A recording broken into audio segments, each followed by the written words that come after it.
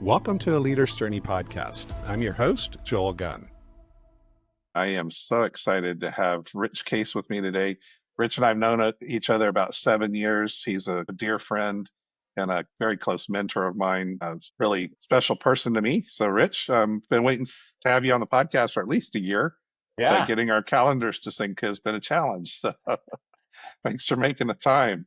It's good. it's really early your time for sure, because I know it's early my time here Let's just say it's still dark out. at both cities. Yeah, One of the things you and I were talking just before the show is about this idea of leadership, and there's various aspects of leadership. You've been around, you've coached a lot of leaders over the years, and one of the areas that leaders talk a lot about and then don't execute well on is this idea of strategy or strategic planning. Let's go there. yeah, Talk a bit about that. yeah. As you look at business and owning a business, leading a business, we all understand the concept of strategic planning, and that is that we're trying to forecast how we can succeed in a particular market, and based upon that thought, we put together, a book, a strategic planning book, primarily.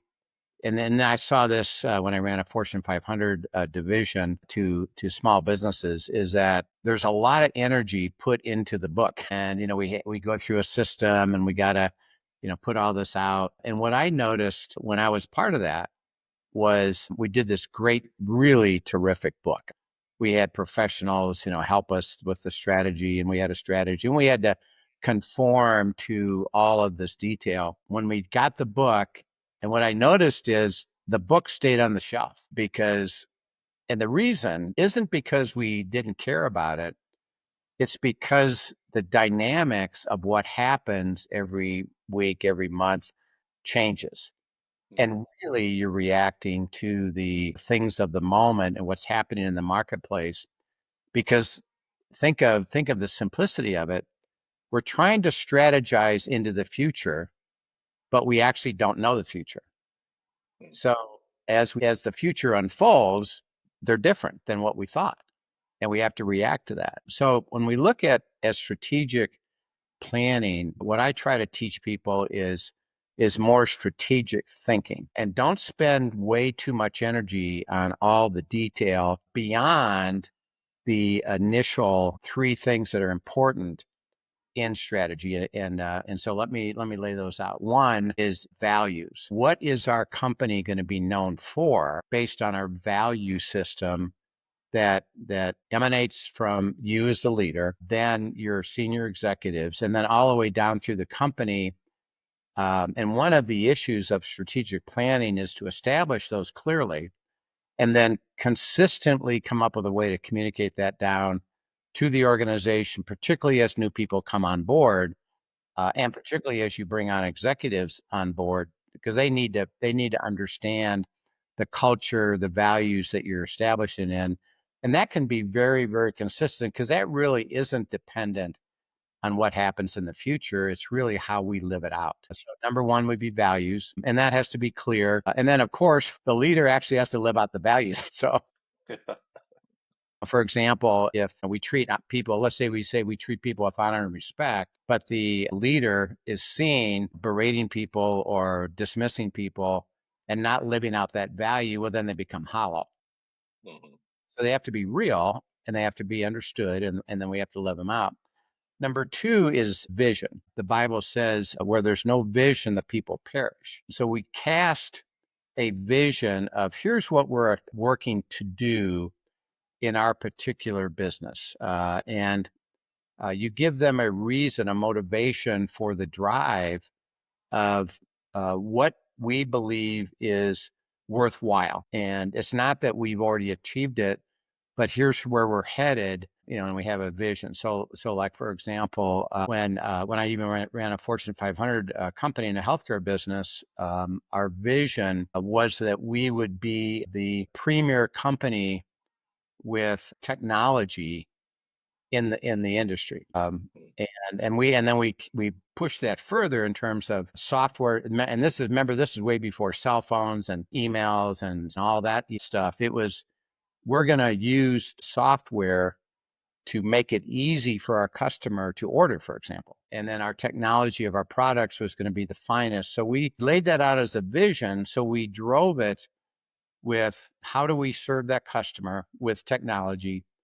And then our products, how do we make sure that we have the finest technology available for the market? So that was a vision that everybody grabbed onto that drove us toward what we've decided to become. And by the way, we could have decided to see something else. So it's not about Mhm.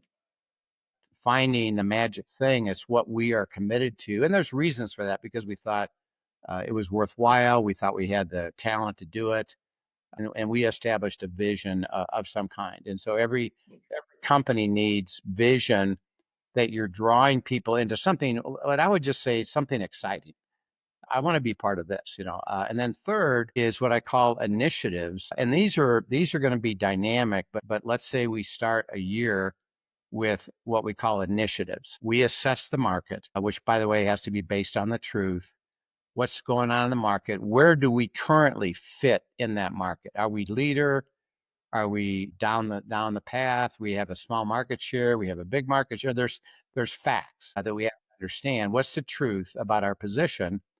Based on our position, what is our strategy tactics, or excuse me, strategy initiatives in this particular year? So like for example, I'm on the board of directors of a manufacturing company in the HVAC business.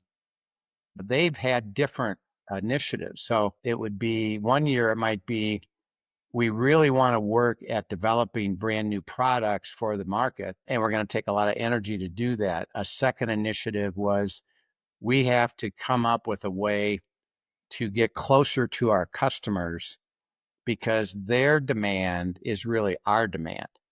And we Mhm. need to Mhm. know what their demand is and understand their forecasting, and know how they're going to work so that we either don't build too many or build too few because we don't really know. Well, let's get closer to the customer. One year we said based on the market shifting downward, and by the way, it's driven by housing starts and that kind of stuff.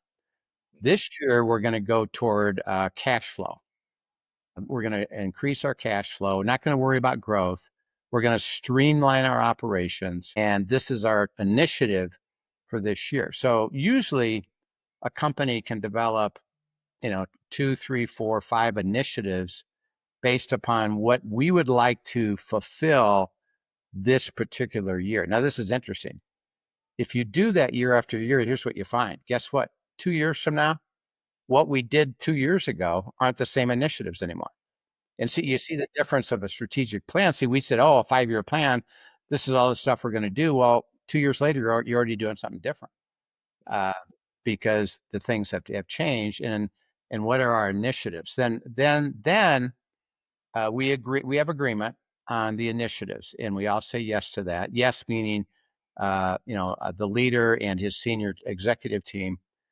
We've all said yes to that. Then we take those initiatives, and now we lay them out with individual tactics of okay, what exactly are we going to do to move that initiative forward?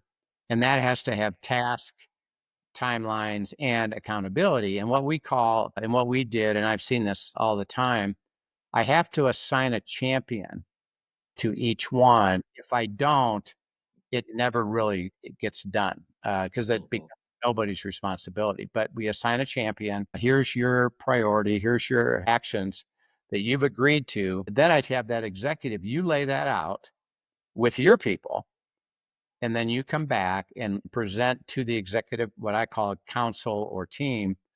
Here's what I commit to do, and by the way, commit to do right now. Okay, we agree, start doing it. Okay, then every week, every month, and we did this weekly with the executive council. It was really simple. How is it going on the actions that you're taking toward those initiatives? And because they find out new stuff or something happened, we got to change a priority, and it's always about what's the most important thing that you can do this week. And we're not trying to micromanage. We're just trying to set the prioritization of we agree this is the most important thing you can do this week. Go do it. Come back, what happened? And so we have a strategy because we have initiatives And by the way, an initiative could change if the market changes. That think of a couple years ago, when COVID happened. After it happened, this manufacturing company threw all the initiatives out the window. We had to reassess it all. Okay, now what? Now that we know this, okay, we got to go back to square one. Mhm. And that's why this 5-year strategic plan really isn't worth much, because those things are going to happen and we're going to have to reassess it. But with the team, now it's about decision making of the tactics that we have agreed to do. And those are super dynamic because of what happens and what you do. And what you're attempting is to have the team be accountable to what we've all agreed to. And then you start learning in unity how to make really good decisions, because it's called what I call joint and several. And that means this, that somebody is given a responsibility to go do something, they go do something, and then they come back and say, you know what, it didn't work or something happened here. Well, there's no burden on that person. Like, what's wrong with you? How come you didn't make it happen? Because we know that the outcomes aren't our responsibility. So those are going to be God's anyway. So um, we just say, okay, now that that happened, how do we reassess and make Mhm. a decision together? And what that does is it brings the safety without the burden to come to the table and say, I'm working on this, but I see something not working here. And Mhm. I need some more wisdom and insight for us to do something differently. And I don't feel threatened that I didn't do something because the result wasn't there. I actually did the activity, but the result was different than we thought. Okay, no Yeah, problem. Uh, that's what good.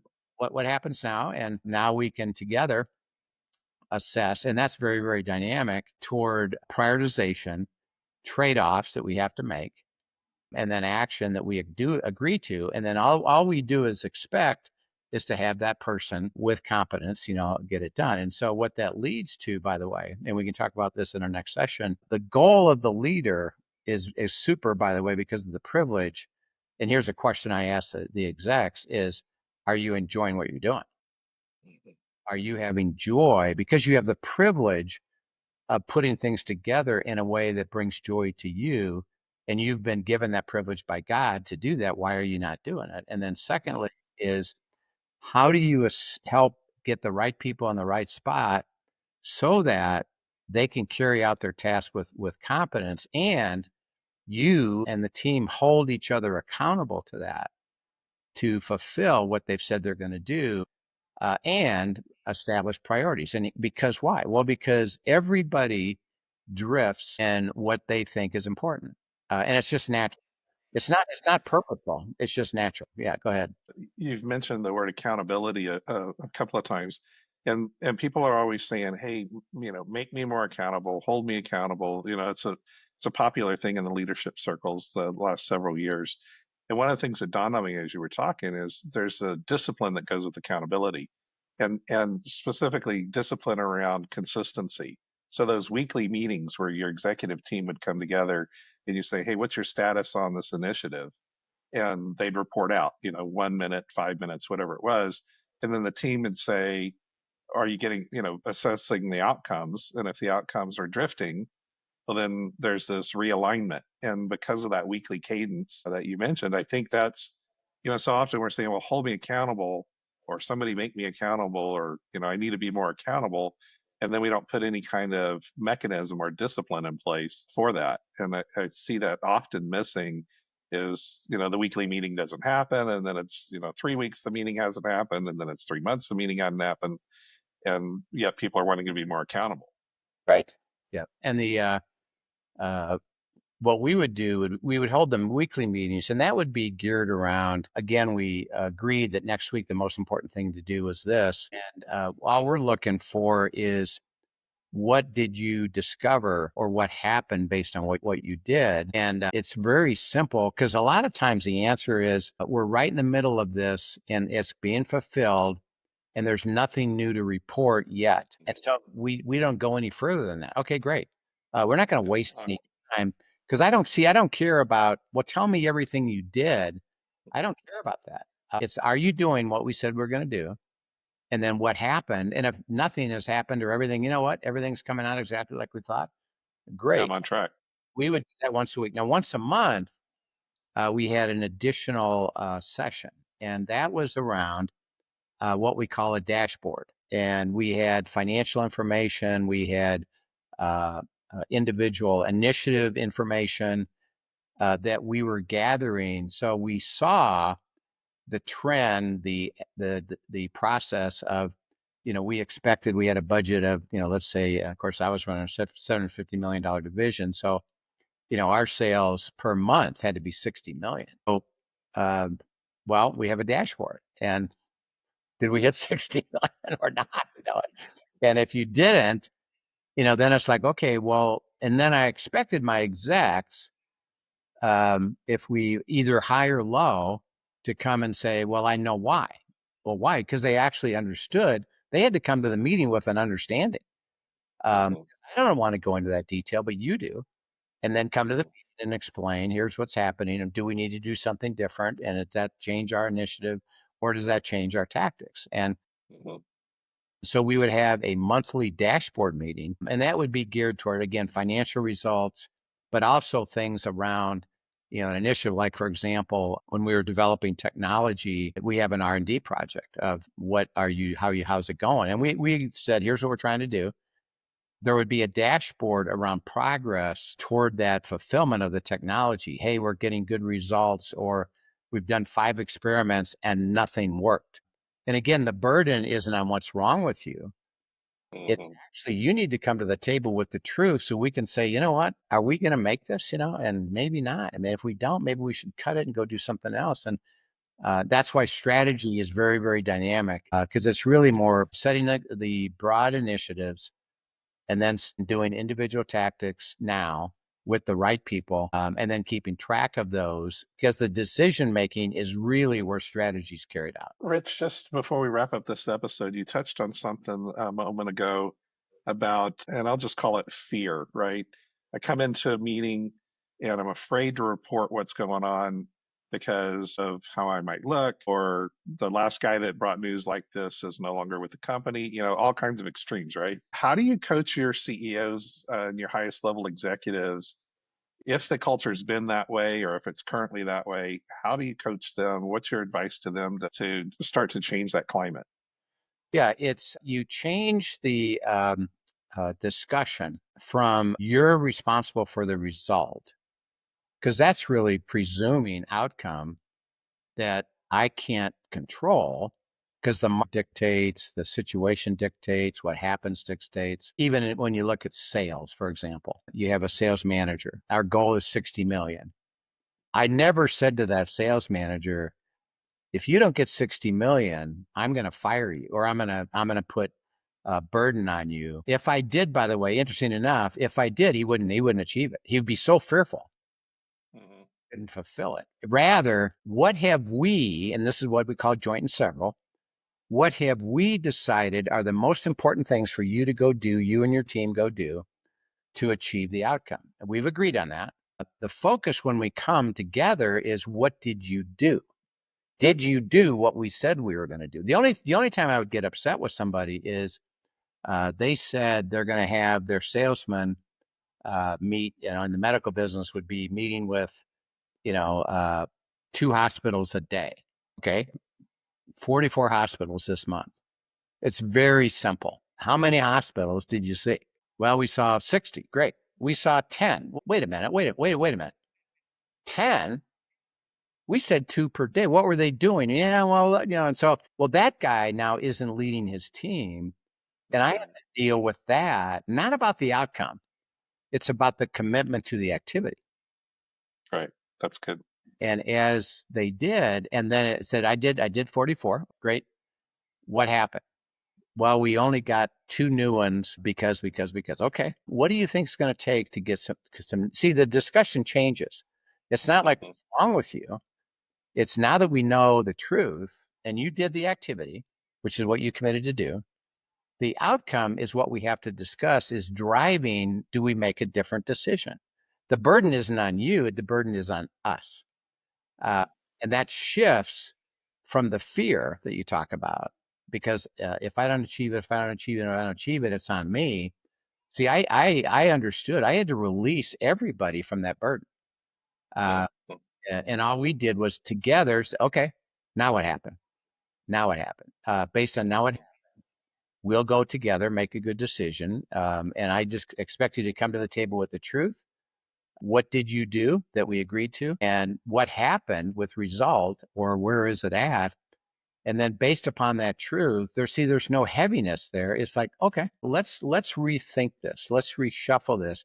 And interesting enough, the team got super excited about operating that way because they were looking forward to both, hey, I got some new ideas, great, or I got a problem, but I know we are going to process that together and Hmm. we're going to get some wisdom and agreement, and the burden isn't on me. And I've even done that with CEOs with their boards in the same way because they keep thinking, I'm not, wait a minute. I said, your only role with the board, tell them the truth. If you keep them telling the truth every month or every quarter, they can't counteract that truth. The only question they could ask you, did you do what you said you're going to do? Yes. Hmm. What happened? This.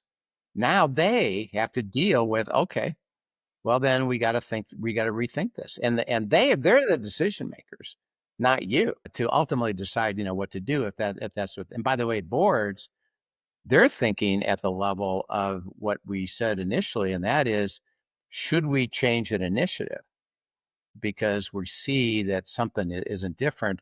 They let you as a head say, you go determine your tactics with your people. We don't even need to care about that stuff because they keep it in proper perspective. But the burden, see, fear is driven by burden. If I can release that burden and do it joint and severally with a way of, hey, we're going to have a great time together, coming up with wisdom and understanding. Which, by the way, as a believer, guess what? God knows the answer. So we have an opportunity to see Kim, and you can either do that personally as a leader or with your team. Is show us your wisdom about this, and neat things happen because God gives you a super creative idea, or hey, I want you to try it this way, or I want you to do something new. And interesting enough, the more that you as a team talk about it, the more wisdom you're getting because God is purposely wanting to give you that wisdom to lead you down the path of what is, in fact, going to be successful based upon the truth. And you don't ignore that truth. And again, I'll just give you a real simple example. This is a C12 member CEO. He was in an industry that was having some difficulty. And as he sought wisdom, he came to an understanding of only the biggest are going to survive. The middle and small guys are not going to survive. And he was let's say, a mid toward the small guy. So we said, okay, do you believe that is God's wisdom? Yes. Well, then you only have two choices. You get bigger and you could go acquire companies or whatever, or you get acquired. And so he said, okay, I'm going to process both of those. And he did. And he came to a conclusion, you know what? I can't get there because I don't have enough capital to get acquired. So you know what? I'm going to have to sell because the only ones that are going to survive right now are the big ones. So I got to be part of a big one, and I'm going to go do that. And he developed a strategy. I'm going to go process that, and here's the conditions. I got to make sure they have the same value system, et cetera, et cetera. And he wound up carrying it out and did remarkably well. When had he not dealt with that truth and got the wisdom from God, he would have failed. Yeah. The whole business would be gone. The whole business would be gone. And that's why there's no presumption about, well, yeah, but I'm a believer, so God's got to make my business successful. The answer is no, that's not true. It might even fail because the next thing behind it is where God wants to bless you. So it's always looking together, and there's always answers in every scenario that God says, let me show you something here. And here's where I want you to move to. Here's what I want you to become because of the changing dynamics of your market based on the information that you are gathering and then dealing with. And interesting enough, every week and over every month, you actually get that information Yeah. because the market speaks itself and it happens. And all of a sudden, you know what? This is happening. Yeah, that's exactly right. What are we going to do about that? And see, the senior team can have great fun doing that. To me, that's the exciting piece of business is we got some interesting things here. How are we going to maneuver through this? Let's do that together. But once we decide, we leave that room and we follow through on what we said, and we're going to hold it, come back to the accountability. And the accountability isn't the result.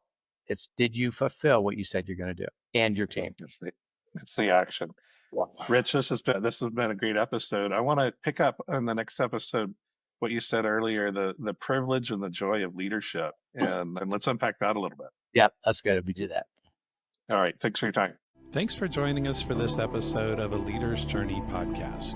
If you enjoyed it, give us a thumbs up and remember to subscribe to our channel.